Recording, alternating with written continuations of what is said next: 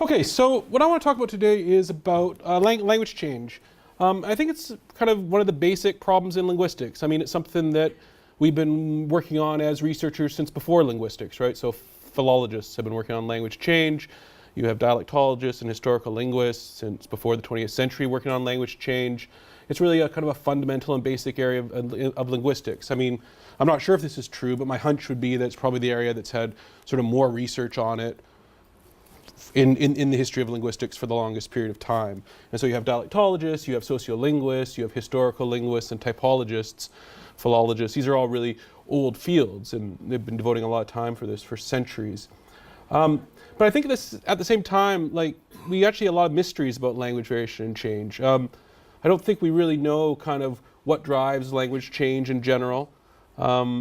I don't think we even know kind of what is the full kind of potential for language change, like what is the sort of, what constrains language change. And I think these are big questions that we don't know because we haven't really had the right amount of data to do it yet. And this is sort of the big step that's happening right now in the last few years, last decade, is with increase of data, we can start looking at these problems in a new way and really trying to understand what's happening, what's driving language change, what constrains it, what are its limits. And I think probably more than anything else, the thing we know the least about is about the lexicon, so about the vocabulary of a language.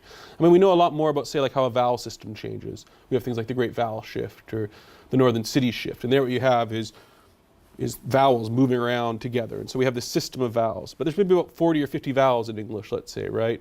Whereas we have thousands, millions of words, right? And so that's a much more complicated system that I don't think we actually know very much about yet. I mean, we have dictionaries. We've done a lot of studies of individual words, but what we don't kind of know is how the lexicon as a system changes over time. And that's really because, like I said, the lexicon is so complex. I mean, it's hundreds of thousands of words, but you can think about them all being kind of interrelated, right? They all have sort of defined in terms of each other, right? On top of that, they're highly polysemous, so most words have multiple meanings. Pretty much all words have multiple meanings. And they're always shifting in meaning too. And that's something I really want to kind of show today, is that they shift really quickly, like in days, not in decades. But then the other big problem, this is probably the biggest one, is that they're just incredibly rare. So most words hardly ever occur. And that's why studying the lexicon is such a difficult thing to do. This is a very sort of famous kind of picture. This is from my data, but this is a well-known pattern. And this is just the top 50 words in a sample of tweets. This is about 1 billion words of data. I'll come back to the corpus that I'm using in a second. But this is from 2013. These are American tweets. About 1 billion total words, about 100 million tweets here.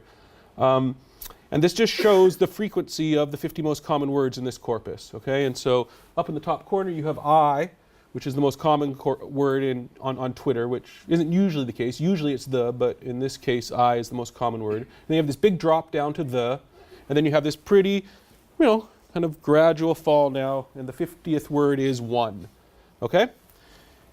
If we zoom this out a bit, now this is the top 500 words, and you can see what happens, right? That most of these words are very rare. You have a few words that account for most of the frequency in a corpus, and you have all these other words that are quite uncommon.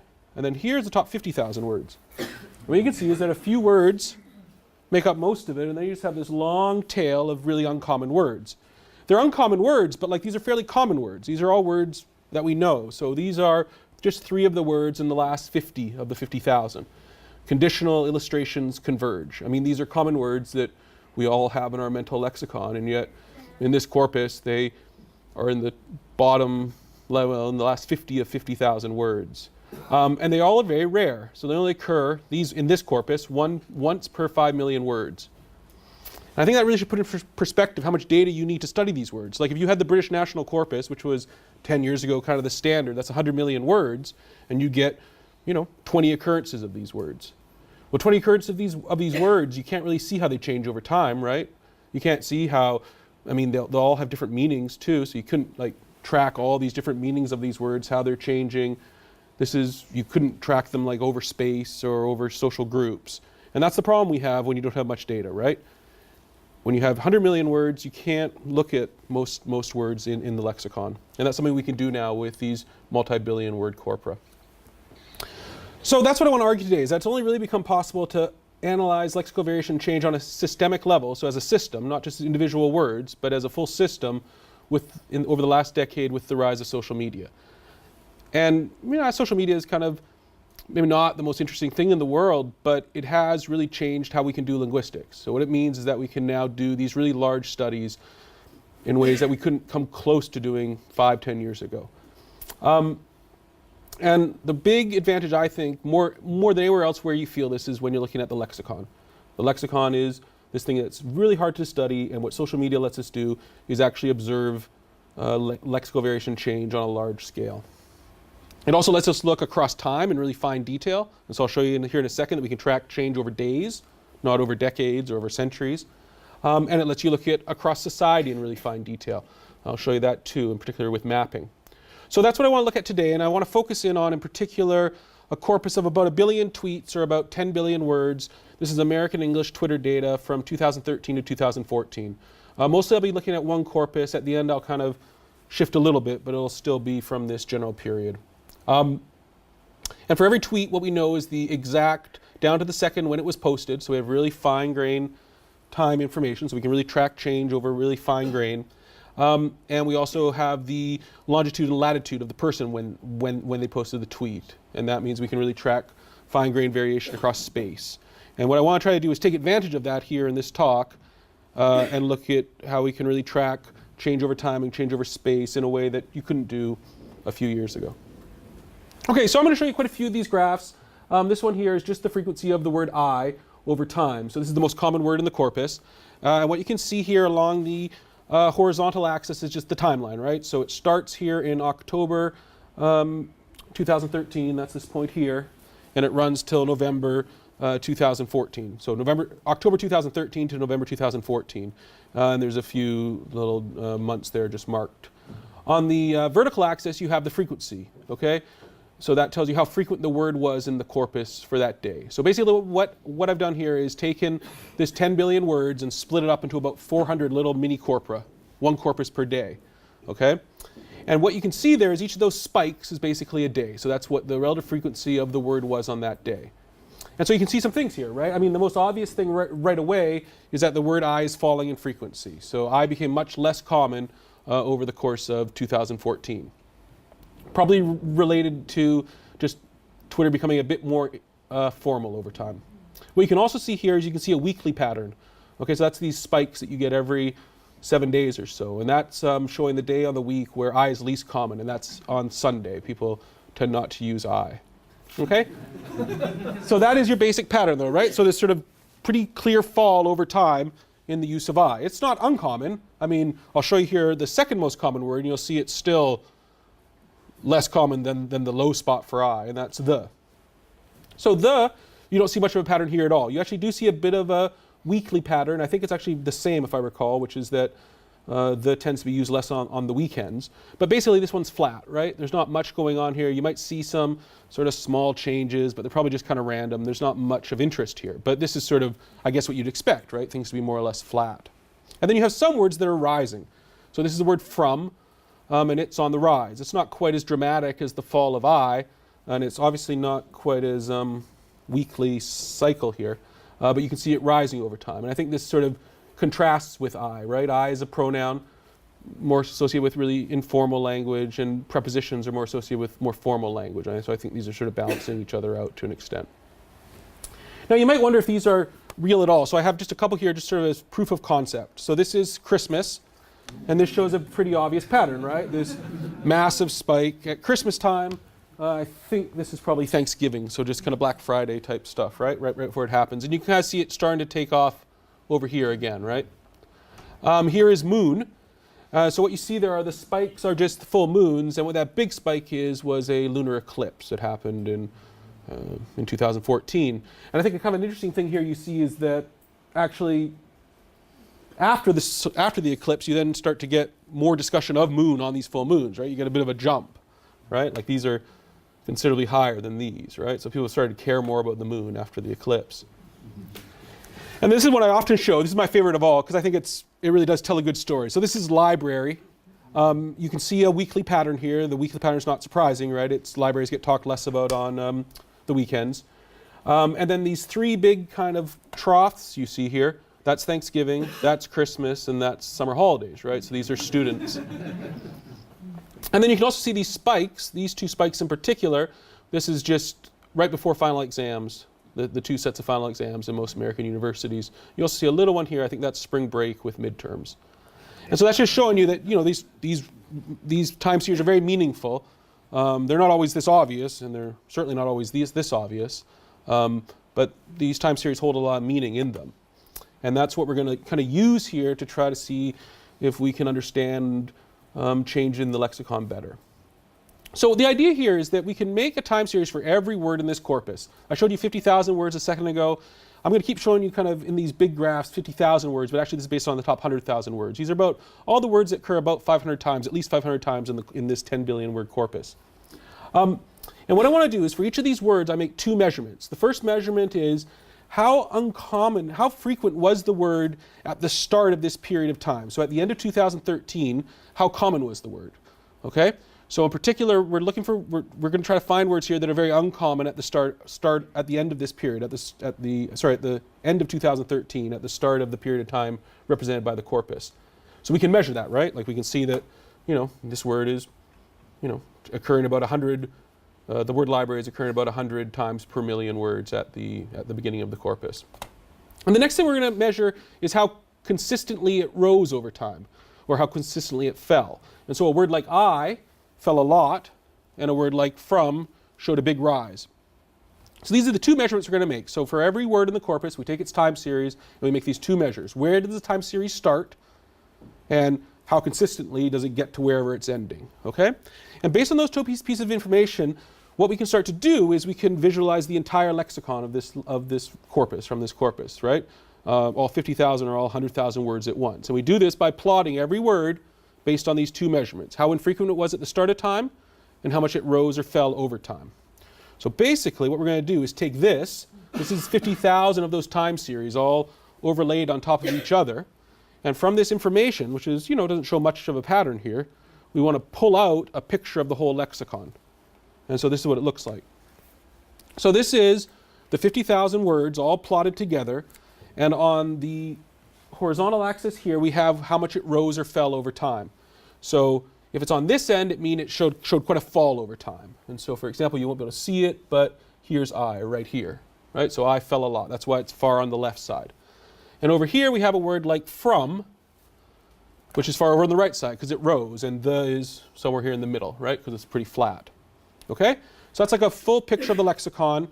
There's obviously lots of other ways one could visualize the lexicon, but this is one way of doing it, right? And so I think what's exciting here is that we have all 50,000 words plotted together, and we can start to explore this lexicon in a really principled way. Now, particularly the words I'm going to be interested in today, and I'll kind of tell you what they are in a second, are right down here in this corner. Okay, so out of all these 50,000 words, actually, like I said, I'm only plotting 50,000, but actually there's 100,000 we're looking through, 97,000. I'm curious in these ones right down here in the corner. That's the research that we've been doing for a while now.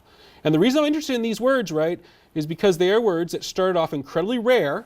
They're really low, right? At the end of 2013, they were hardly in use at all. But over the course of the year, they really rose. And that kind of little quadrant, that little corner of this picture is what we want to zoom in on. And we can only do this because we've made these measurements of all 50,000, all 100,000 words. Otherwise, we wouldn't know where they are. So we can zoom in on this. So this is basically all the words that are rising, but from infrequent to frequent. And we're going to just zoom down in on this corner.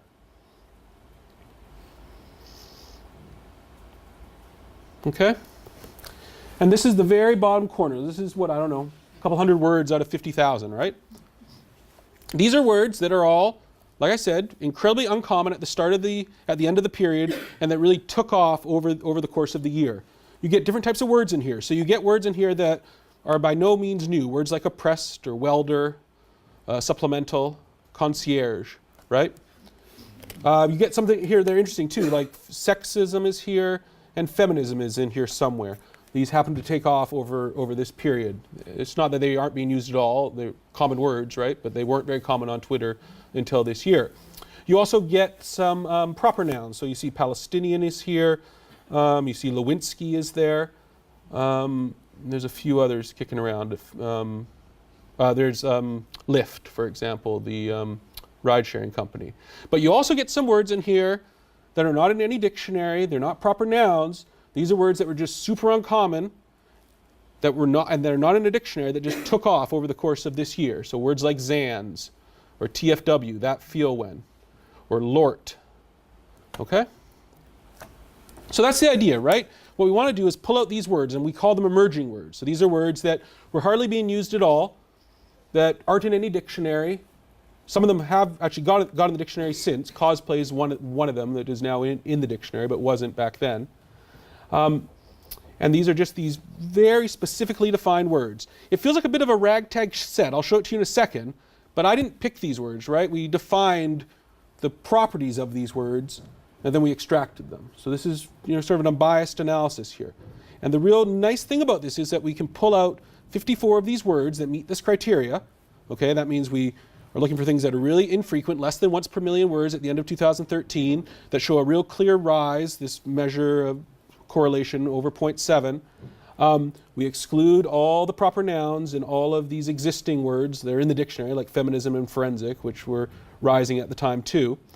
We also only take one word per lemma. So for example, Zans and Zan, which are both short for Xanax, meet this criteria, but we just take the most common one, so we want to keep things balanced, so we just take Zans, which is more common. And that leaves us with these 54 words. And what that lets us do then is actually make generalizations about this process of lexical emergence, right? If we just handpicked a couple, how could we do that, right? But this is really saying in this corpus, in this lexicon from this corpus, there's this small set of words that's doing something really interesting, and let's see what's happening with them, and let's see what we can learn about this process of new words by looking at these forms. So here they are. I'm not going to spend loads of time going over these, but let me run through a couple of them. You get Bayless and Bayredo. You'll also see we get unbay in a second. These are all formed off of the term bay, which you might not know. It was a new word maybe 2 or 3 years before this date, in 2013. It means something like your significant other. So something like Bayless means to be single, right, without your significant other.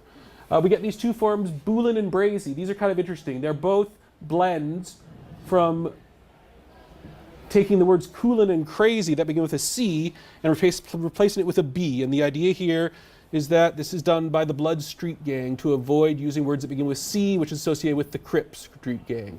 And so you get this blend of blood with coolin gives you a Boolin, or blood with crazy gives you Brazy. You get quite a few words in here that are associated with sort of technology, computer media communication, stuff like that. So you get here faved, which is to favorite something on social media, right? You also get candids and selfie. These are sort of, types of pictures. And you also get a number of words you'll see as we go through this that are related to kind of anime culture and to fandom. So you get cosplay, and later on we'll get waifu and senpai. Here's some more. So On Fleek was a real one that really took off, and you'll see just how we were really able to catch On Fleek as it was rising. Most of these were, it's not quite as clear as this one. This one really took off, and it's a nice case study I'll show you in a second. You get words like gains and goals. Now these are words that exist, right? Goals and gains as normally spelt, but these are unique or orthographic forms, so we keep them in our data set. But they're doing something kind of interesting, both of these are. They're not the standard meaning of gains and goals. You can't just use this whenever you want. You use this spelling with the Z when you're trying to indicate a new meaning of these two words. So gains is used mostly by young men who are trying to beef up, right, by eating and working out. That's what gains means almost all the time in this context. Goals is almost always referring to someone's life goals, okay? You get these three forms here, lit, litty, and lituation. The form lit itself with one T is very popular, has really taken off over the last few years. But these are all just basically, they sometimes mean intoxicated, but generally they just mean good. You'll see later on that litty, of all these words, litty is the one that's done the best over time. So we'll look at some 2016 data at the very end, and it's one that's really done well.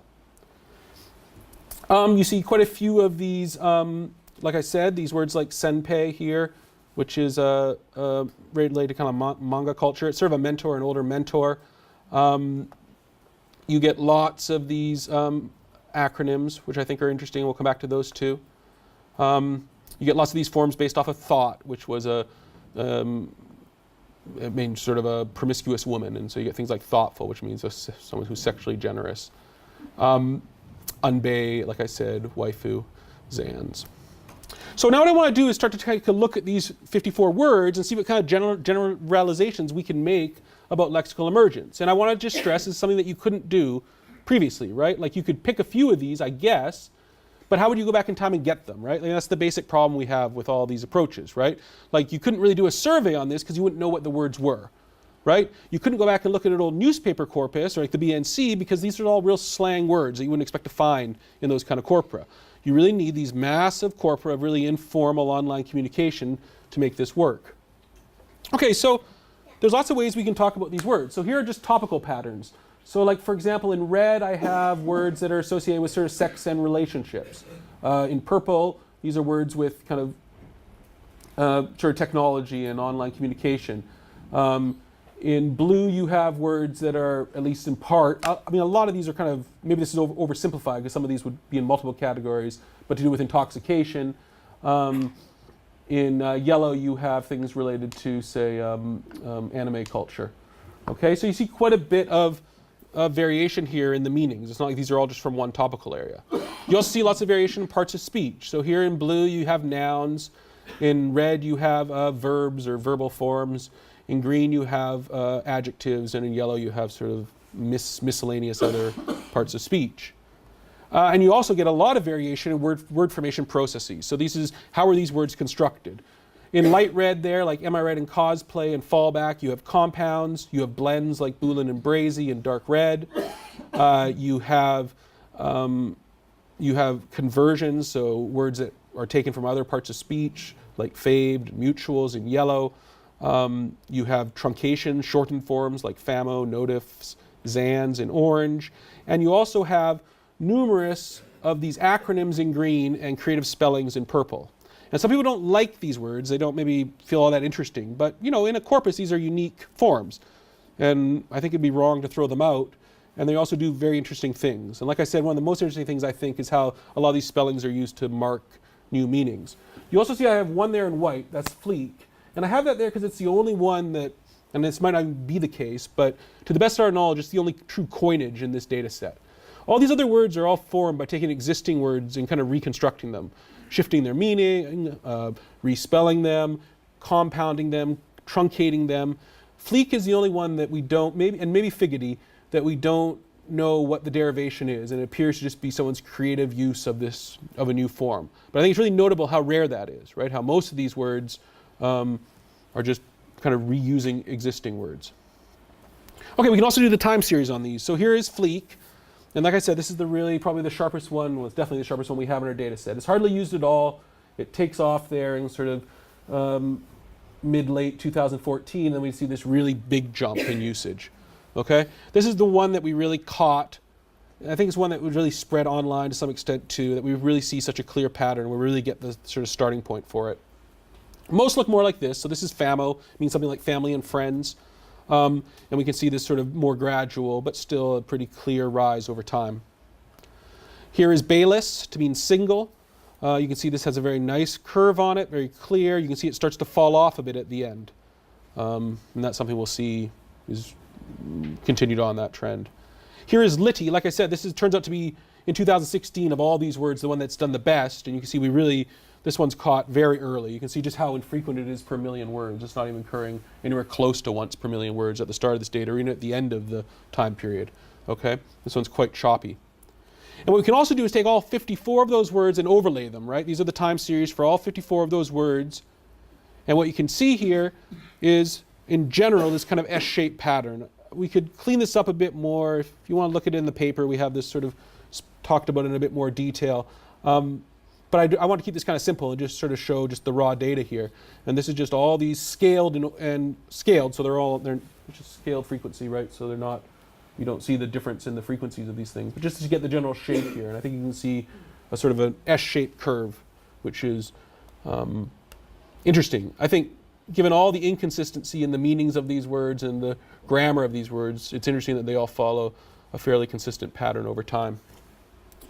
So from this kind of study, what I think we can draw are some real basic properties of these emerging words. We see diversity in their meanings and their grammatical status and their word formation processes, like they're a really diverse set. They all do show these S-shaped curves. We can see that many of these words reflect new cultural trends, right, as well as new communicative contexts.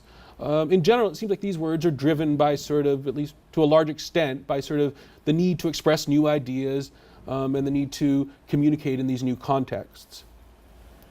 This next point I just added in this morning because I was reading something by Lane Green, and it was about, by John McWhorter on Lexicon Valley, and he was arguing that new words come from children. I think we can see this isn't the case here at all, right? Like children are not coming up with a bunch of words for, intoxication and sex and online communication, right? Like these aren't children's words. These are being coined or being created by adults. Like I said, coinages are very rare, and I think that's an important result. I think it's something that surprises us, and it's hard to know that until we take a big set of these and look at them together. But almost all these words are constructed from existing words. And I also think it's important to note here that there's some highly productive new word formation processes online. These include acronyms and creative spellings. And they maybe don't feel quite as interesting or as valid as sort of traditional word formation processes, but they're doing a lot of stuff online, and I think they're interesting to look at, and they could be looked at in a lot more detail. Creative spellings in particular are doing something really neat, and that is they're really marking off new meanings of words. Okay, so what I want to do now then is look at the other information that's in this corpus. And what it is that we have all this information about where people were when they tweeted. So for every single tweet in this corpus, every single token of any of these words, we know exactly where the person was. And like we know, like if Akira's here and Michaela's down here, we know that difference. Like that's how much resolution we have. We would catch everyone in this room. We don't use that, but that's the kind of information we have. It's incredibly precise. And that really lets us do some new stuff, right? What it really lets us do for, I think, the first time is really look at both the actuation and the diffusion of this lexical innovation. And what I mean by actuation is where these changes come from, like what is the source of these new forms, and by diffusion, how they spread out. There's been a lot of work on diffusion in sociolinguistics and historical linguistics. It's usually based on one form or a handful of forms. It's hard to make generalizations. So just like I was arguing before, we have this big unbiased set of 54 words I didn't handpick, and there's a lot of them. We can see common patterns of diffusion. That is, how do words spread out? But I think in some ways the actuation is even more exciting because there's been a big argument, which is that you can't look at the creation of new forms because you're never there to see them, right? Like you're not there to witness them. Why, by the time a linguist has noticed them, they've already passed, right? And so obviously most of these words I don't believe started on Twitter, but we can still, from this information, I think you'll see in a second, we can actually try to kind of see where they come from, estimate their regional source. And then that's something we're going to use here to try to understand what's happening. Now to do this, there's various ways one can map them. The simplest approach is just to map how the frequency changes over time, okay? And so you get a whole series. So instead of a time series of frequencies, you get a time series of maps. And you can see then how the word spreads out over time. What we also want to do though is try to compress that down to a single map, okay? And we do this, I'm not going to go into the details of this, but basically the idea is to measure the number of days since the word became relatively common in each location, okay? And we can then do some sort of spatial analysis to find the hot spots. I'll show you what this looks like. So here is Fleek near the beginning of the corpus in June 2014. You can see it's not like we get it just in one spot. We get it spread out a little bit. This word didn't start on Twitter. In fact, we know where this word started. But we can see how it spreads out nevertheless on Twitter here. So this is June 2014. Okay, I think notably you get 3 counties, quite dark red. I'm not sure if you can see that, but these are very high frequency uses down here in South Carolina. You get a smattering here across the lower Midwest and over here in Los Angeles. Here they are in July. As you can see now it's starting to fill in this southern region. Here is August, which we see a big jump, right? Like you can think of that time series, how fast that word took off, okay? And now you can see it's filled in a lot of the south. And if you kind of squint your eyes and look back, that's basically what the hotspot will do for you in a second. You can kind of see that it's really concentrated in the south. That's Atlanta there. By September, it's spread across most of the United States. This is largely empty. There's not many people here, so we shouldn't be too worried about that. And here it is in October and in November. So you see by the end of November, it's spread across much of the United States, okay? You can see it still is particularly concentrated in the southeast, but you'll see quite a bit over there in California, for example, and up here in the northeast as well. These are the Appalachian Mountains. These are the Rocky Mountains here, which is sort of low population there as well. This then is our attempt to kind of compress that into one map. So this is a hotspot map, and we should sort of think about this basically is this basically tells you how long since the word was being used frequently in each of these locations. And so in dark red we have places where this word was used very frequently early on. And so you get, and not just one location, you kind of see, you know, you might remember there's a few here, but there's quite a few locations in here that were using them. So this kind of area here, these are the Virginia and the Carolinas, and here's Atlanta, Houston. Okay, and then this area of sort of lighter pink is the area where it kind of spread out to first. And then in blue you have the rest of the country. And we saw it spread to everything eventually, but that's the pathway it took. Here's another one. This is Bayless. So you can see it's kind of a similar pattern, right? So in the south it's shifted a bit more into the deep south. So this is kind of the coastal south here, and this is the deep south. So that's really here big around Atlanta, New Orleans, Houston, Dallas. Okay, and here's Lort. This is basically used like as an exclamation, like Lort. And you can see this one here is also in the south. You can see the sort of general pattern is very similar, but now the hot spot's down here around New Orleans and Houston, Louisiana here. This is the Mississippi River up here. Okay, we can look at another one here. This is TFW. This is another word that's done very well. So this is one that is still being used a lot online. This means that feel when. It's a way of sort of like encapsulating some kind of moment, right? Like that feel when you get home from a long day of work or something like that, right? And you can see this one here, we caught it, we didn't catch it quite as early, so it's a bit more diffused already.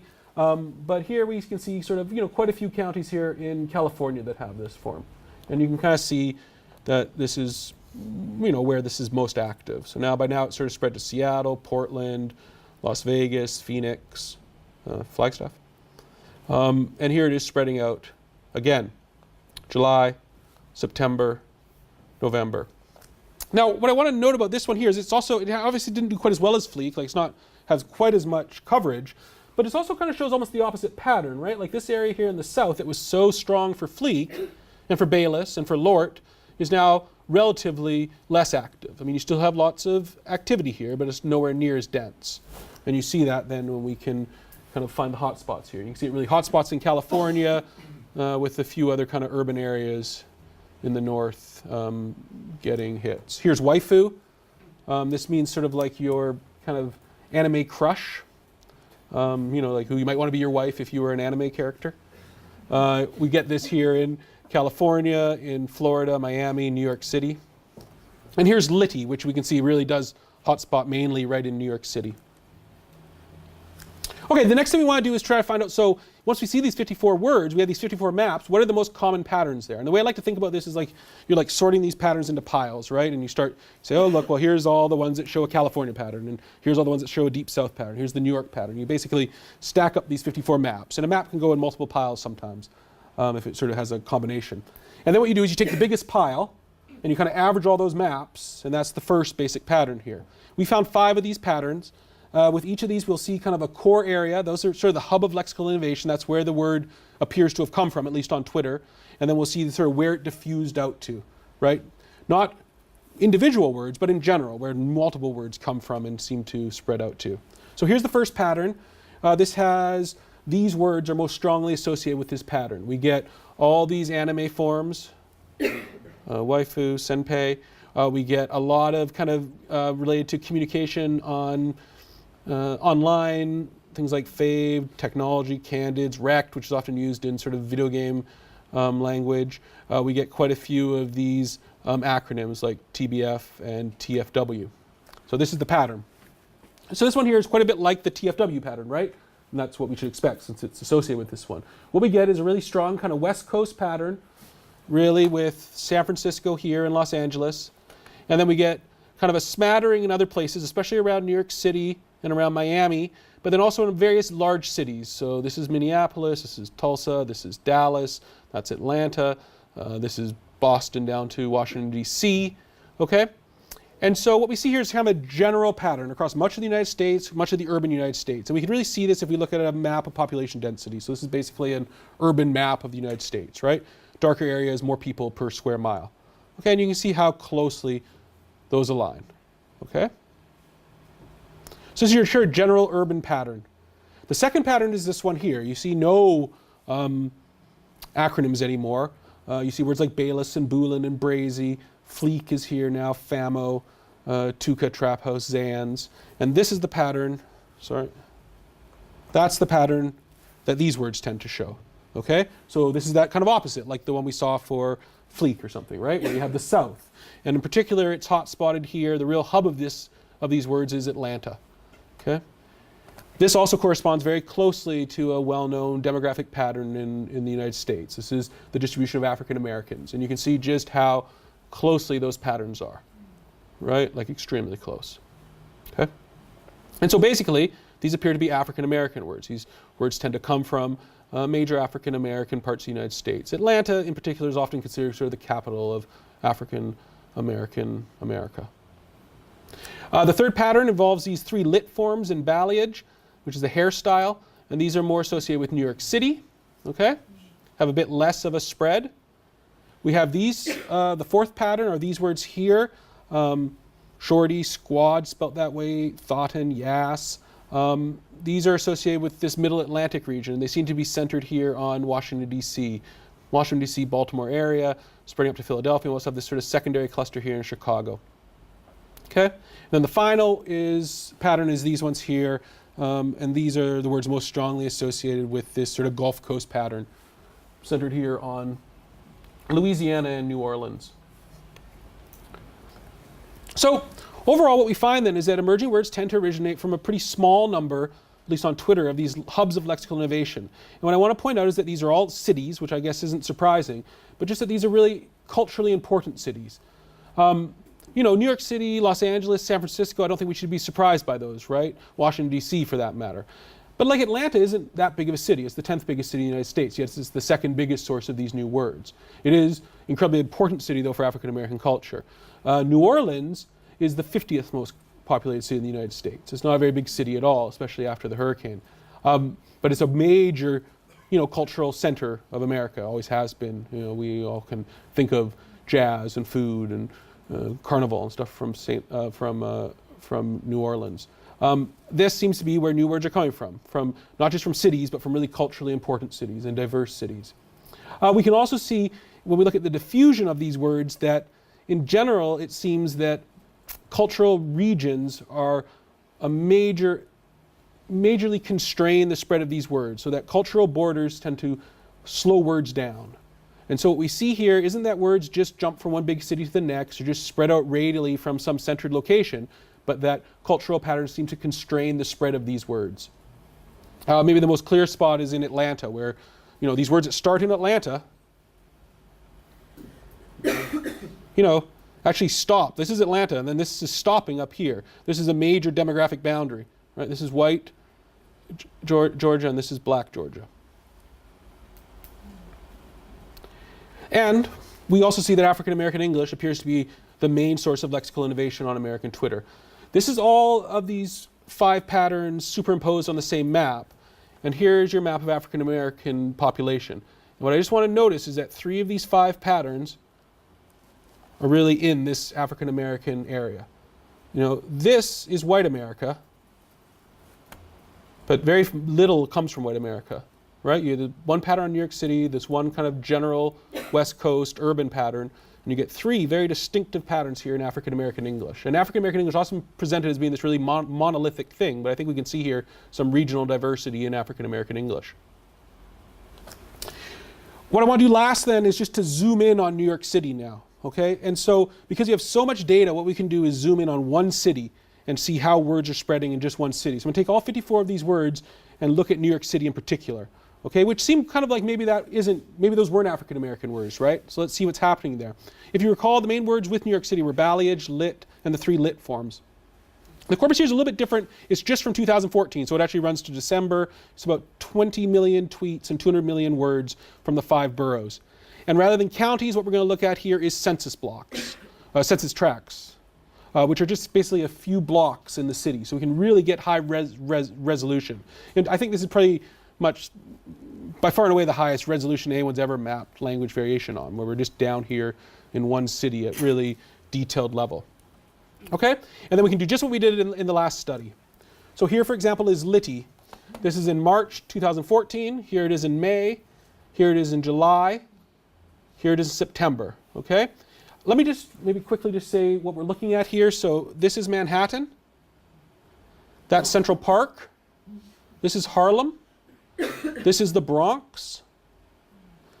This is Staten Island. This is Brooklyn. And this over here is Queens. That's JFK Airport. A lot of the big kind of things you see are either parks or airports. That's LaGuardia. That's Rikers Island, the prison. That's Coney Island. Now you can see it's not very clean, but we can do the same thing we did before and sort of look at where the hot spots are. And this is where we find the hot spots to be. Which doesn't necessarily, I mean, I think it's important here to note that it doesn't quite look like that map. That's because this really highlights where things occurred early on. Okay? Here's lituation. So you can see it really, we actually get a pretty early usages up here in the Bronx with one in Lower Manhattan. Here's the spread over time. Here it is in November. And we get a hotspot map on that too. That really shows a real hotspot up here in the Bronx and then in parts of Brooklyn and Queens. Here's a few others. So here's Bayless, which you can see has a rather similar pattern. Here's Am I Right, which has a very different pattern. So this is Lower Manhattan. This is downtown Brooklyn. This is Park Slope, one of the richest parts of Brooklyn. This is Williamsburg, which is sort of the hipster capital of the world. And here's balayage, the hairstyle. We can see this. This is a very affluent area here in Manhattan, Upper West Side. Okay, so when we do the same thing before, we find two patterns in this data set. Okay, the first pattern has these words, and what I've highlighted here are these three because these are the three that we believe come from New York City, right? So this appears to be, you know, where a lot of these new words are coming from. We said in the earlier study that we think they're coming from New York City, and now we can try to say, well, where we think they're coming from in New York City. But it also has all these other words, which, if you recall, these are all kind of southern African-American forms, okay? Especially from that Atlanta region. Here's what it looks like, okay? Now you can see we haven't at all kind of like located this in one part of the city, okay? Which may be a bit disappointing, but we have seen that this is where all these words are coming from, more or less. Now this is a very explainable pattern. This is the percentage of non-white and non-Asian people in New York City. So this is basically a measure of black and Hispanic people in New York City. And you can see how closely these two align, okay? We see some, like here, you know, this is JFK, so nobody really lives there, but, right? But you can just see that this is basically saying that these words, including lituation, that we believe come from New York City, are coming from, not from white communities, not from Asian communities, meaning basically Chinese communities, but from African-American communities and Caribbean communities, in particular Puerto Ricans and Dominicans. Here's a second pattern. We get the one word, the other word that we were looking for, balayage, is here too, okay? And then we get these other forms. These forms here are all associated with that more general Western Northern form, okay? We also get what we have only seen once, and that is fleek is actually selected against, like people try to avoid this form. And here's the pattern here. Now I haven't had a chance to get the kind of corresponding map up, but I've seen the map in general. I mean, I haven't had a chance to do it myself. But this is basically maps on very nicely to how rich people are, okay?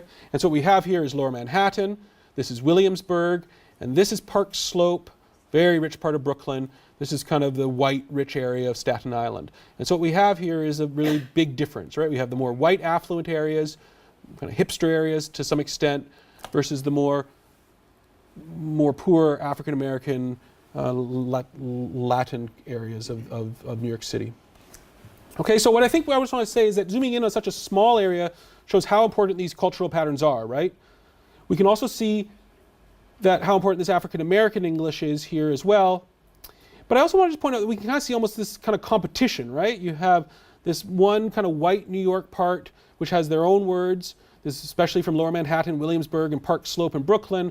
And they're in competition, essentially, with this other area of New York City. We have these sort of two separate cultures in New York City producing different sets of words. And they're not just producing different sets of words, but they're importing different sets of words. So the one group is importing words from the north and from California. That's the more white area in Lower Manhattan and Brooklyn. The more ethnically diverse area in Bronx and Brooklyn and Queens is bringing in words from the south. Now I just want to do one last thing here with this competition idea, and that is talk about, this is a pretty famous quote from Darwin. He says, the survival or preservation of certain favored words in the struggle for existence is natural selection. And the last thing we've done here most recently is try to look at how we can predict which of these words will win out over time. And so as I said a few times, liti is the most successful of all these words. And that's what we want to look at here. So you want to see what predicts how successful these words between 2014 and 2016. So for this data set, I have another data set of just basically the same thing of 2016 tweets. And we just want to see how much the frequency of these words has changed over time. And we're going to look at 4 things about the form and the function of these words to see what predicts their success. So this is basically what we're trying to predict. So in red, we have the words that rose in frequency. In blue, the words that fell in frequency.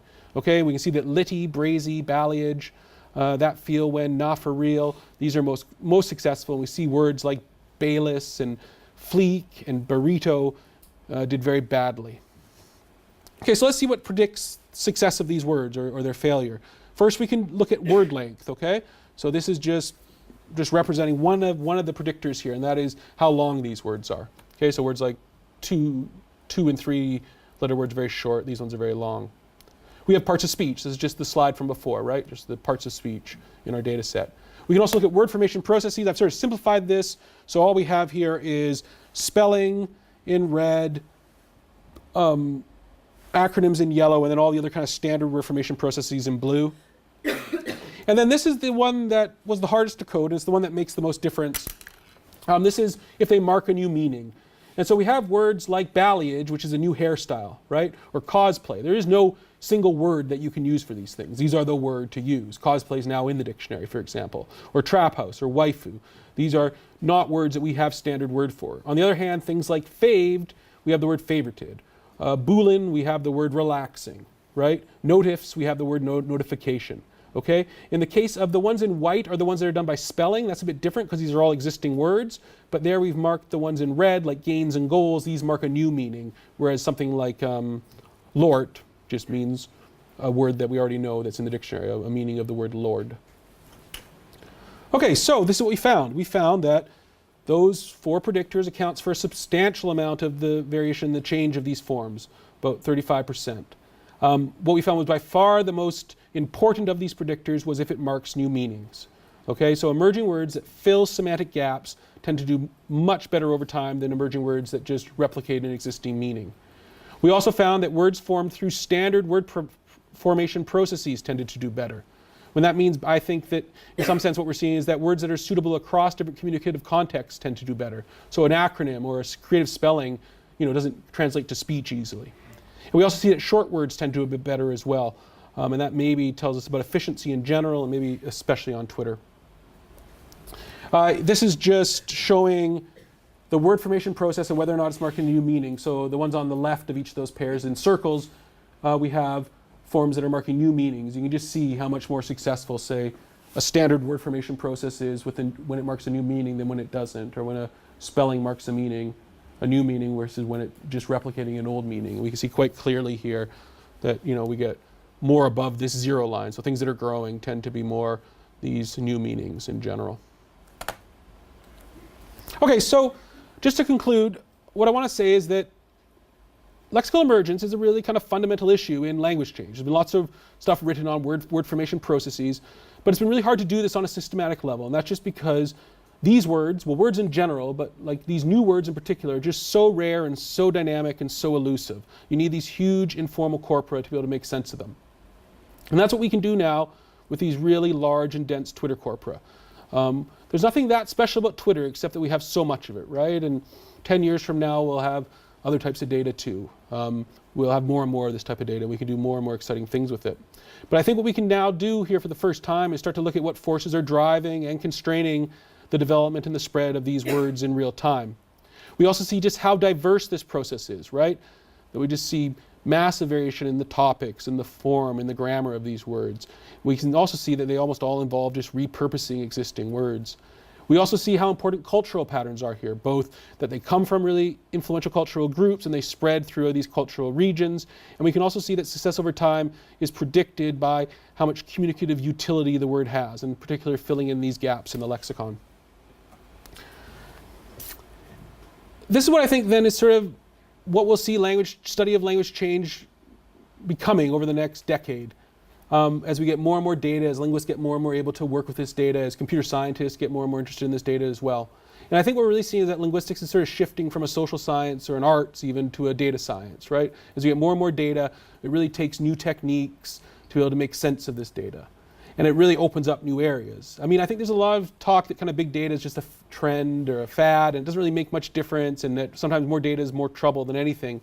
But I think in the context of linguistics, that's not true. I mean, this really opens up things that we just couldn't do before. Where I think this research is really going, at least for myself, is that I think lexical emergence is important, but what we really see here is semantic change across the lexicon. So shifts on existing words is a much more pervasive and dynamic process. So we only can pull up 54 words there out of 50,000, out of 100,000 words, but almost all those words are shifting in meaning. Almost all those words are shifting in usage, and that's something we can start to process now for the first time and really look at the lexicon as a system and how lexicons as a system are changing over time, not just how individual words. So when one word shifts in meaning, what happens to the other words in that area? That's something we can start to track and that we couldn't track even a couple years ago. The way we can do this is probably through using what's called word embedding models. I haven't talked about them here, but they really give us a method for modeling the lexicon. They're not perfect for this yet. They're mostly used for sort of more machine learning or natural language processing tasks, but they're something that linguists can use to really build full models of the lexicon and really track change. And I also think this is an important point, and that is that often when we think of language change, we think of it between competition between existing forms. I actually haven't done this here, right? I've been looking at individual words, but often in sociolinguistics we say, is Bath or Both, what's rising, like what's taking over, or pop or soda, or this grammatical construction or this grammatical construction. It's always a competition. But I think what we can kind of make an argument for here, like with that New York data, is that we actually have competitions between the whole systems. Right? Like it's not just individual words that are competing, but are these whole systems. And you can start to see if you have models of lexicons from different social groups, how you can start modeling and trying to understand how these whole systems are competing with each other and what that means for language change. And then the last thing I want to say, because I probably could have called this paper the future of the study of language change, but I did want to make a point about the future of language change itself. Maybe this is controversial. I think we see it in the data I just showed, and it's not my idea. But I think it's fair to say that lexicon and language in general is evolving or changing, at least in part because our culture is evolving. And that means that we get these development of new social structures and of new communicative contexts in particular. We can see this with lots of the words, right? That they're related to new cultural movements, they're related to new communicative contexts, related to changes in our culture. That's why we get these new words for the most part, right? There's some need for it in our communicative environment. We need to express a new meaning. We need to mark a specific social group. We want to achieve a specific communicative goal that we couldn't do previously. So what I just want to end with is saying that if we believe that the population of English speakers is growing and that the diversity of our culture and of communicative contexts in general, and probably not just in English, but across the world, then we should also expect that language should be speeding up too, more and more rapidly. And I think we're in a really neat spot here, right? Because we both have this speeding up of language change on the one hand, and this access to more data, to more powerful computational methods, to more computer power. And that means we're going to be in a really good spot to see this change. I think it's a really exciting time for studying language change and for observing language change. Thank you.